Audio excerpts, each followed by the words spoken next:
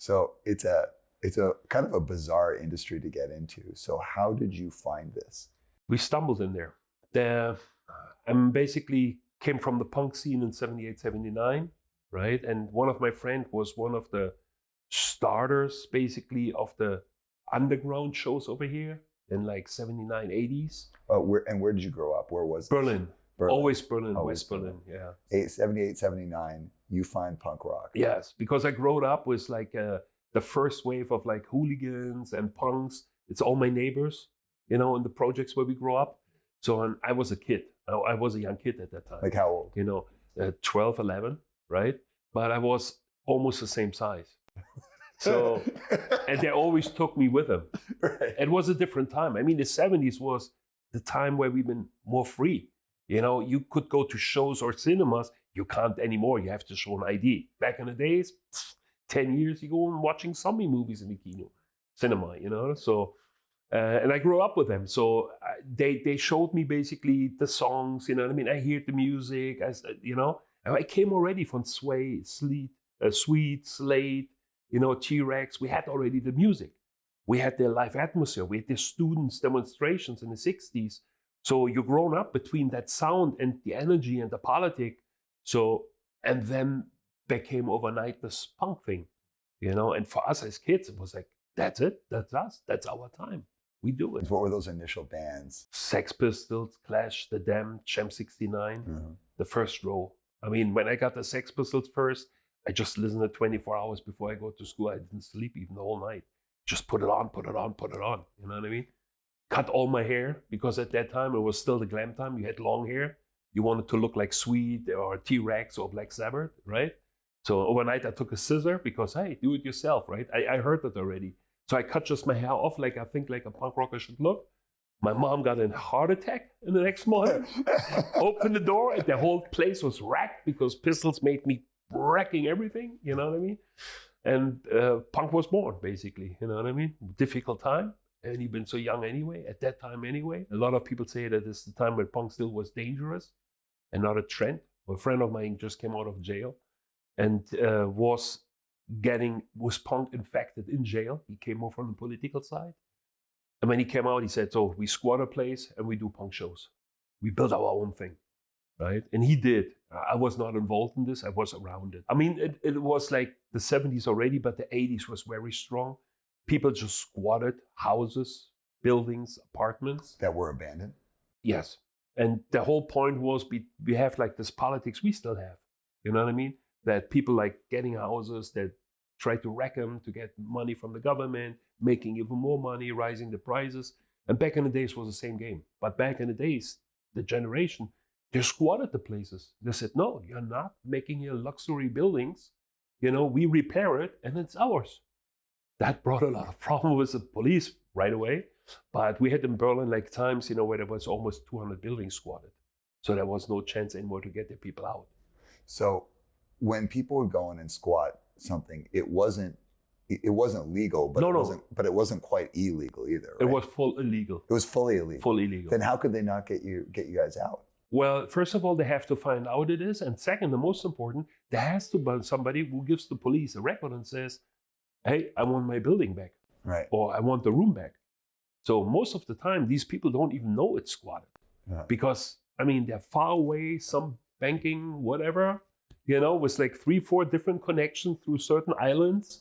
You know what I mean? So till they find out it's squatted, it's maybe too late, And then what does it mean for it to be too late? Because some of these places have been squatted now forever and they're like legendary venues. Because of the problem and the riots with the police and the people, there was like really bad riots. Certain neighborhoods, like Kreuzberg was like probably one of the famous in the world for this. The police even had no say anymore. If they wanted to squat, kick somebody out, there was overnight like hundreds, thousands of people out there throwing rocks, shooting bullets, whatever, on the police. So they had to go out, like Molotov cocktails, everything. So they would just say, you can just have the place. We're not going to do it. No, but they had not really the chance to get everybody out. Certainly they try, and sometimes possible, but at a certain time especially, they couldn't get the people out. And then the politic thought about finding a new way that calls the Berlin way.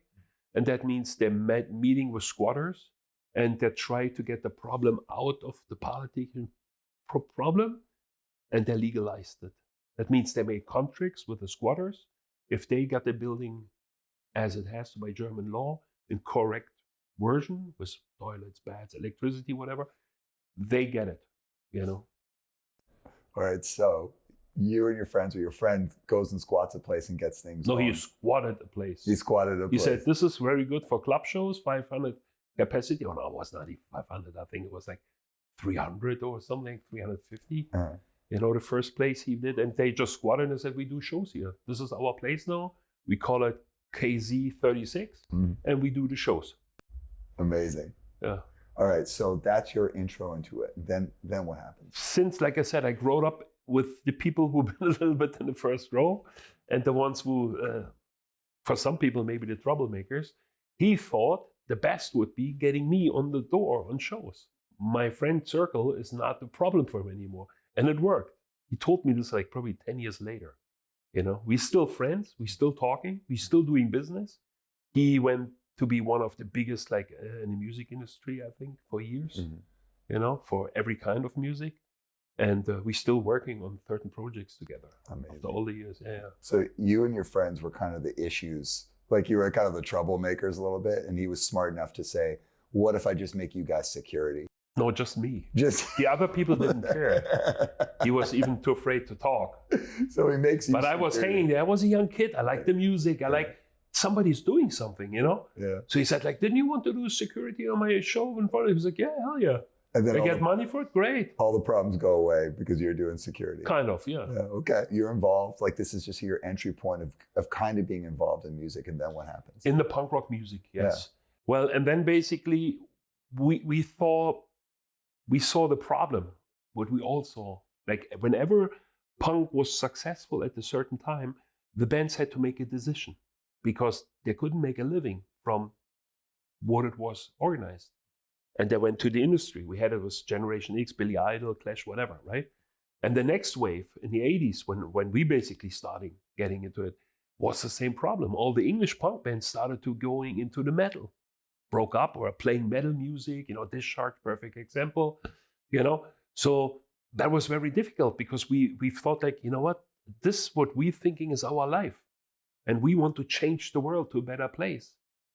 Cannot continue this way because how we do it, it's nice as a hobby, but will not be creative to create a real scene where we can change things, where we can build possibilities and options. And in 82, me and my girlfriend at that time, Ute, right? We starting doing our own shows. And that means, I mean, we are still both working together till now. You know, we're not a couple anymore, but we're still working together. This is M.A.D, right? But back in the days, nobody wanted the name. I mean, we didn't care. I mean, that was the time of like nobody needs heroes, right? So we just did it. So we've been known as Marc and Ute from Berlin. And we did all the shows, the international shows, the shows in squads, in the universe or certain places. And more bands been always saying like, hey, you've been connected to everybody, you know, you always tweeted, why you don't do the tours, right? And then we basically just started at one time and did the European tour. That means why I stumbled in, because we both been not looking at this is our job, right? Because there was no money to make. You never could survive with this handful of like DIY shows we did back in the days. And also with the touring, there was no option. We always had side jobs the whole time. Yeah.